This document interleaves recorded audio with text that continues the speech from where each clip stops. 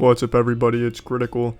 I stumbled across a great example of how not to conduct yourself when you're just starting to launch a business. So to any aspiring businessmen out there, let's say you've got a great product and you want to form a business around it, this incredible invention, you've created this app that you can show a picture to and it'll tell you exactly how it smelt when that picture was taken, something groundbreaking.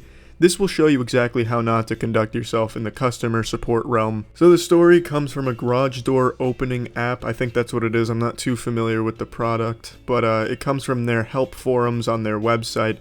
This user here, RDMart7, had a problem with the app, and he wasn't exactly looking to resolve it, I don't think. He was just coming on here to talk shit about it, which isn't very nice. But if you want to run a successful business, you have to have some thick skin. You're gonna have some assholes put right in your mouth, and you just have to learn to accept the Hershey's Hurricane. You can't be conducting yourself like these guys do here. So let's dive in.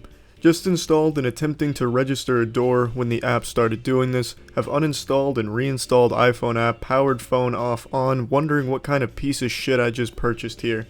Definitely not really trying to get any answers here, just coming on here to vent some frustration. Then the community customer support guy comes in. Martin, the abusive language here and in your negative Amazon review submitted minutes after experiencing a technical difficulty only demonstrates your poor impulse control. I'm happy to provide the technical support to the customers on my Saturday night, but I'm not going to tolerate any tantrums. At this time, your only option is to return Garadget, it sounds like a fucking Yu-Gi-Oh card, to Amazon for refund. Your unit ID blank will be denied server connection. So this man comes in here and he puts the kibosh on this operation. He has just completely cut this man off from using the app. He's telling him just to refund this shit. He doesn't want you using his product anymore. It's amusing how he mentions impulse control and tantrums when really he immediately demonstrates he has poor impulse control by just cutting this man off from the product he purchased. It's like if he purchased a Razor scooter and then the manufacturer demanded he give it back because he didn't like the tricks they were doing on that scooter. It's just fucking stupid. It's poor business practice. Then some other customers come in here because they smell blood in the water. Feld chimes in, I anal, but I'm pretty sure it's not legal to brick a customer's device. I'm not sure what anal has to do with the situation here, but it's like my father always said, never a bad time for anal. Rim jobs happen at the drop of a hat. Gyarados fires back. Technically there is no bricking though. No changes are made to the hardware or the firmware of the device, just denied use of company servers. Yeah, bulletproof argument there. Rick comes in. Hello, would like some help? My app keeps crashing, sending me to my home screen. I have an iPhone 6S. Inspector Gadget comes in. Richard, please try launching the app again now and let me know the result. Truly a trained professional here, offering some very sophisticated advice that's sure to solve the problem.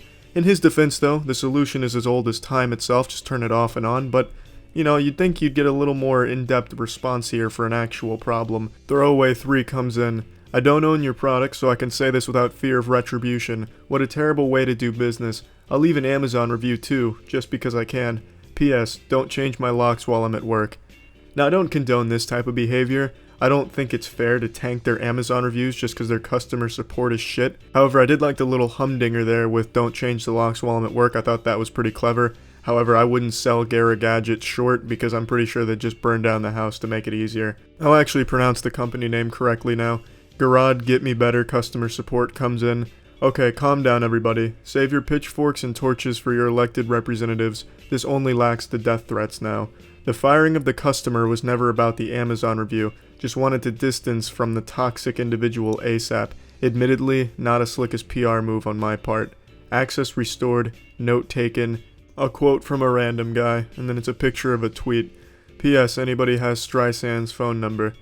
I like how he says firing the customer. He's treating a customer like an employee he has a disagreement with. I think that's a pretty fucked up way of looking at your customers. But anyway, it seems like he understands that he's made a mistake, but he doesn't really handle it in the best way. And he continues on. Some more customers chime in. Bad customer service comes in hot. If it was never about the Amazon review, what was it about? The word shit in his original post? Are you telling me that anyone who lets slip a curse word on these boards might have their device bricked? I see you restored this guy's service, but I'm hoping you can clarify what the policy will be when everyone isn't watching. I thought I made it clear I'm not planning on repeating my April 1st stunt.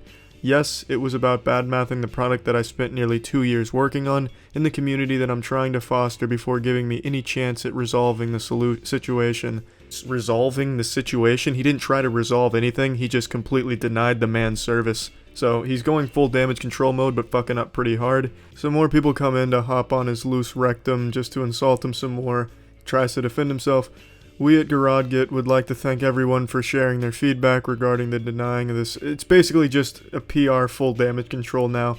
Now they're going to get a little more professional with it, which they absolutely should do. And I also really like their closing line. We will continue to work with all our users to assist with product setup and usage so they can control and monitor their garage doors from anywhere and anytime. What the fuck do you need to monitor your garage door for? Is there a chance of it running away? What the fuck is your garage door gonna do when you're not around? No one's gonna come and steal your garage door. I've never heard of any grand garage door heists or any fucking crime sprees like that. Seems like a pretty silly idea. I might go ahead and make one of my own to control and monitor your dishwasher when you're at work and make sure it doesn't get up to any horseplay or monkey business. But yeah, that's the end of this whole controversy here. They finished off in a good way. They really needed to have someone step in and take this angry man away from the keyboard so that way they could actually get some tempers down a little bit and be more professional, let people know that they have fucked up, but they're going to work on getting better at it. They're a new company, they're still learning the ropes. I just thought this was a good example of how to not get your startup going. This has definitely negatively impacted their business and it could have been easily avoided. But yeah, that's about it. See ya.